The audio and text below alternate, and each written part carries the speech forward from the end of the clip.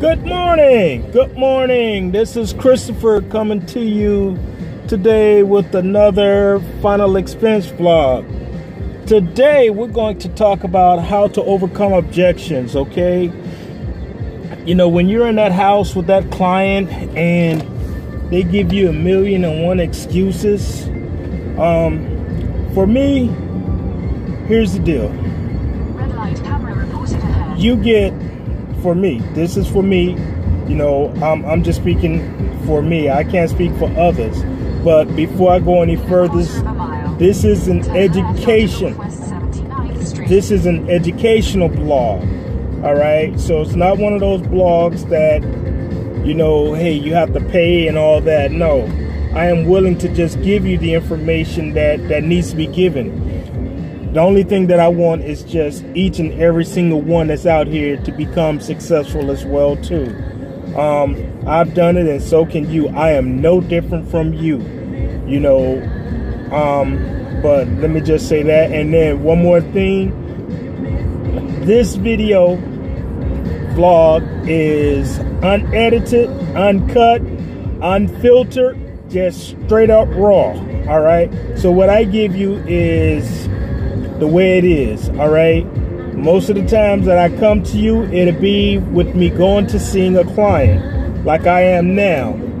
All right. So getting back on today's topic matter. Like I stated a little while ago, we're going to talk about how to overcome objections. Look, here's the deal. There are several objection that you're going to encounter. All right.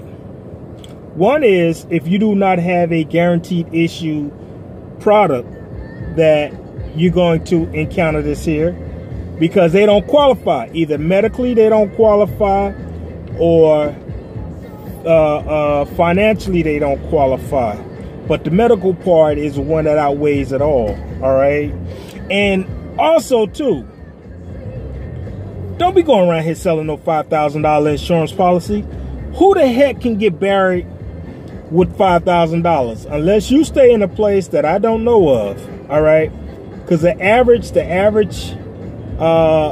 burial insurance is around $7,000, $7,000 to $10,000, and your place of burial is going to be about maybe $5,000 to $6,000. At least that's what it is here down here in the South Florida area.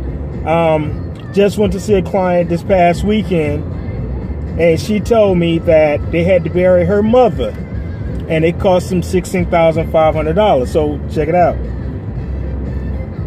It costs, I think she said, if memory serves me correctly, $9,000 just for the undertaker, and another $7,000 just for the real estate. The real estate is the burial site. So that was a total of $16,000, and that's what they're going to incur. So $5,000 is not going to do it, all right? So let's just get that out of the way. You can sell that all day long, but do not sell yourself short, okay? You can sell a $10,000, $15,000, or even a $20,000 policy, but they have to have the money.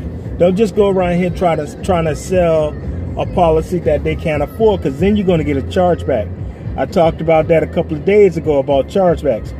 You don't want a chargeback. You just want to give the client what they need and then go from there. But a $5,000 is not going to do anybody justice. Let me tell you that right now, because then they're going to be having a GoFundMe page and everything else trying to get that additional money just to raise for their loved one burial.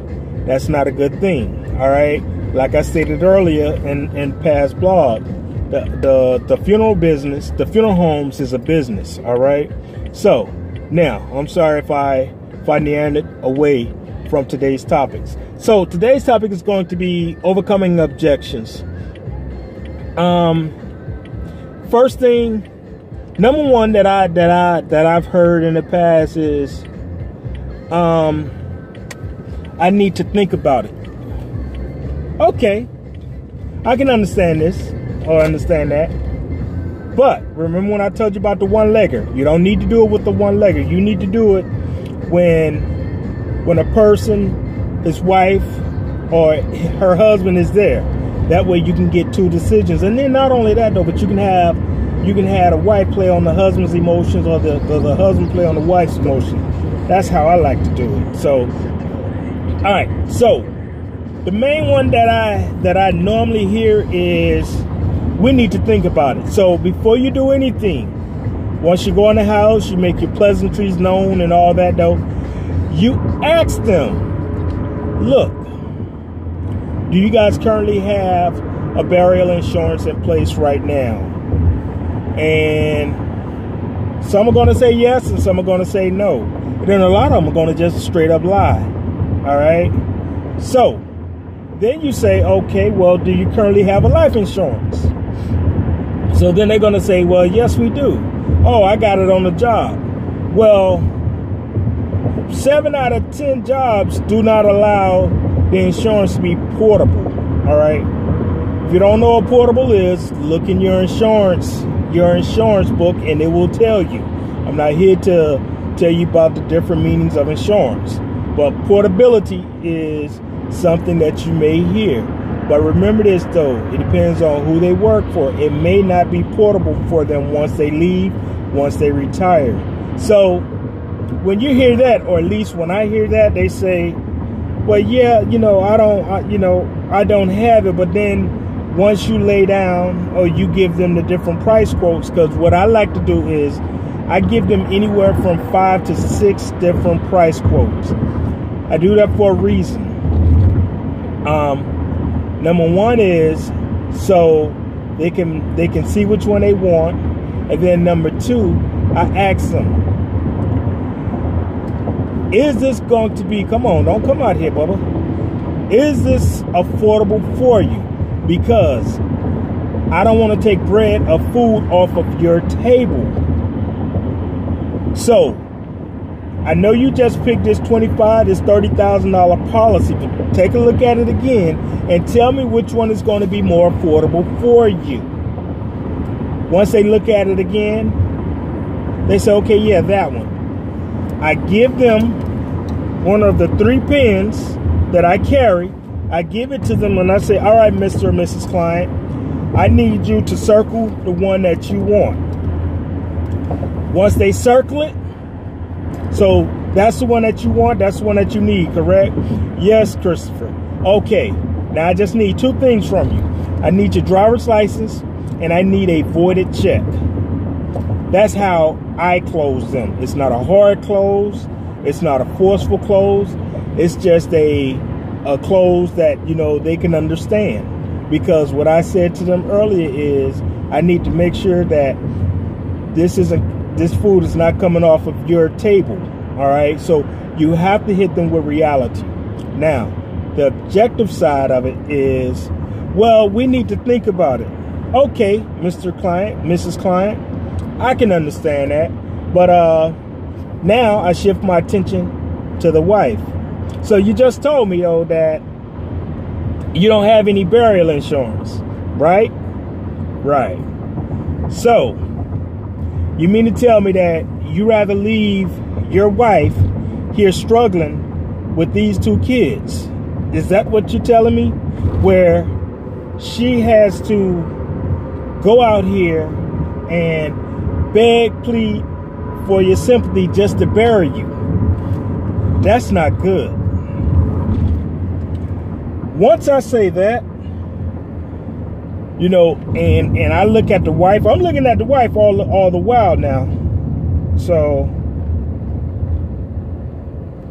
yeah, I'm looking at the wife all the while. So you have to excuse me. I'm driving and I'm going to a client's home. So that's why I keep looking down. But anyway, as I look at the wife, I said, now, you don't want to take care of your family. Is that what you're telling me? No, Christopher, I want to take care of my family. But then if you don't have any burial insurance, and then you're going to put a strain upon them. And it's only such and such and such and such for you and your wife. And then for the kids, it's this amount right here. Okay, Christopher. All right. Take a look at this paper again. Tell me which one is affordable for the both of you. Get something affordable, because in this here business, you'd rather have something than nothing at all. All right. You know, like car insurance. Car insurance, you need it. You need it down here in the state of Florida, or your license will be suspended. If they can just do that, here, then that'd be all right. But hey, it won't happen. Nah. So with that, you tell him or her, you know, hey, okay, let me pull over so I can talk to you guys a lot more better. So, because I'm being rude.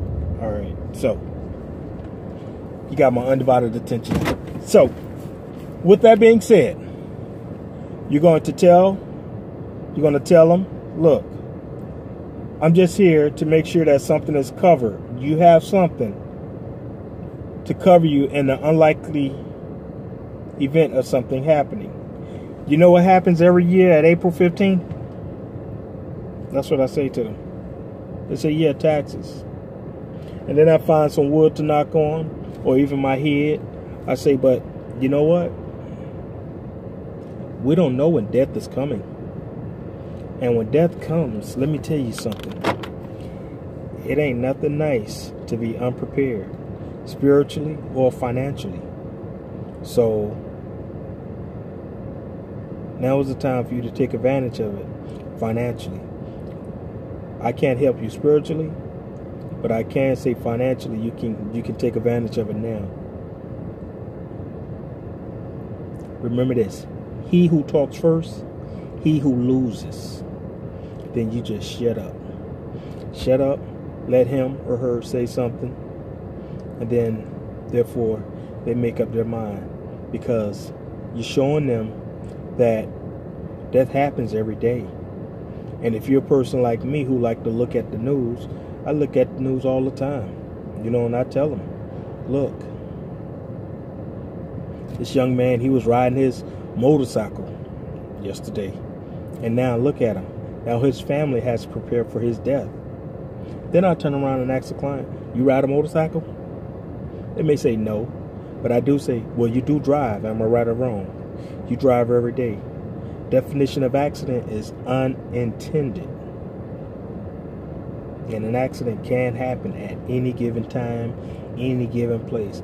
Most accidents happen between 5 miles from your house, from your residence. I know because of the previous work that I used to do. So I can definitely tell you that most accidents happen have a 5 mile radius from your residence. So once you explain that to him or her, you know, you tell them, look, this is what we're trying to do, and we're just trying to cover you in the unlikely event of something happening. Even if you sell them, but don't sell them a $5,000 policy. Even if you sell them a $10,000 policy, that's going to be a heck of a lot better than a $5,000 policy. Okay, unless, and here's the kicker, unless he has some pre-existing conditions. If he has some pre-existing condition, it may be too high for him. So then you have to find an alternative. But whatever you do, do not sell a $5,000 policy. All right. Then the other objection is, and I like this one. They say, well, you know, Christopher, I can't qualify because I had a heart attack last year, or I had a bout with cancer 2-3 years ago.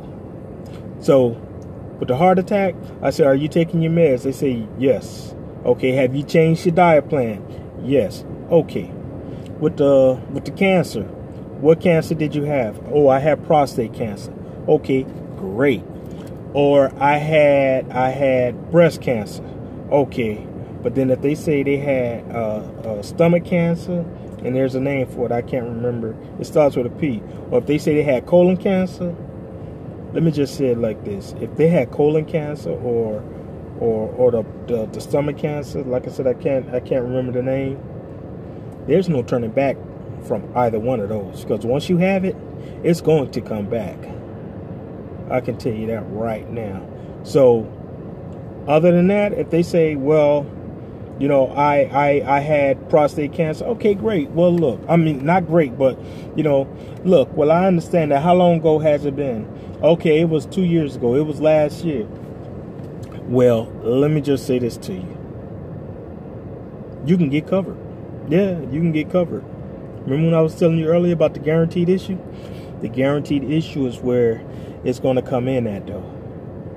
Get appointed with guaranteed issue companies, because you're going to run into quite a bit of people who are going to have pre-existing conditions. And let me tell you something about this here.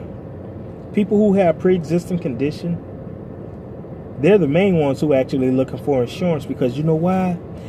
They just recently got out of the hospital, or they had a loved one who recently got out of the hospital, or they know someone who recently got out of the hospital and it was not a fun ordeal for them. So therefore, they're looking at getting coverage. So that's where a great lead source will come in at, though. Oh, and another great lead source that'll come in is the young lady that I visited over the weekend. Her mother just recently died about 2 weeks ago that they buried her. And that Saturday, they were going to another funeral. So it's so ironic and it's morbid.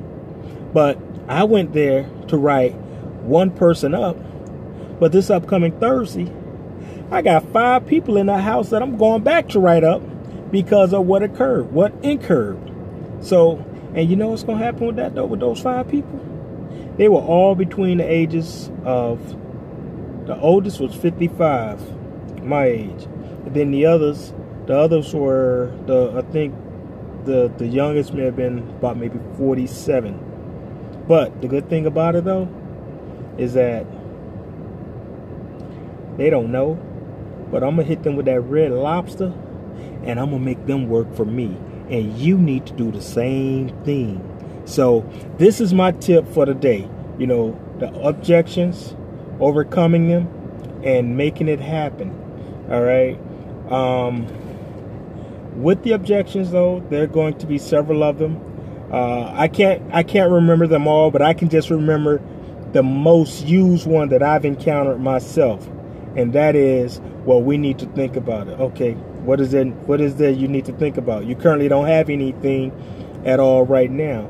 And you go out here and get hit by a bus or be in a terrible accident, or all of a sudden down here in the South Florida area, we have lightning strikes like, poof, like that. You get hit by lightning. Well, guess what? If you got accidental disability, which is what I told y'all to add onto your policy, guess what? It's going to be a double indemnity. So if they got $25,000, well, that lightning strike is an accident.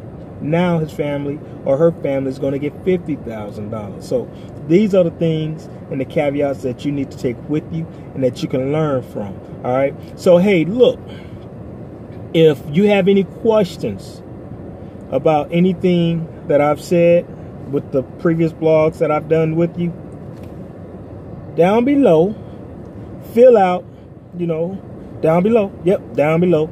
Leave your questions right there and I'll do my best to answer them. Or if you want to know which companies have the guaranteed issues or what have you, then email me at finalexpenserep@gmail.com. Once again, finalexpenserep@gmail.com. If you like what you hear, hey, subscribe up to the top. But if you have negativity, keep it to yourself, because I don't strive with negativity at all. You go elsewhere to one of those other channels, but this here is a learning and educational environment. I am not recruiting for anything. I'm not asking you for anything. I'm just trying to disseminate information that you can learn from that I've encountered. All right. So, hey, once again, this is Christopher. Make it a great day. And whatever other people have to say about you, then you know what, though, you look them in the eye and say, hey, that's the way you feel. But, hey, the way I feel is totally different because, hey, God got my back. Have a good day. Make it a great one. All right, Christopher. Mwah.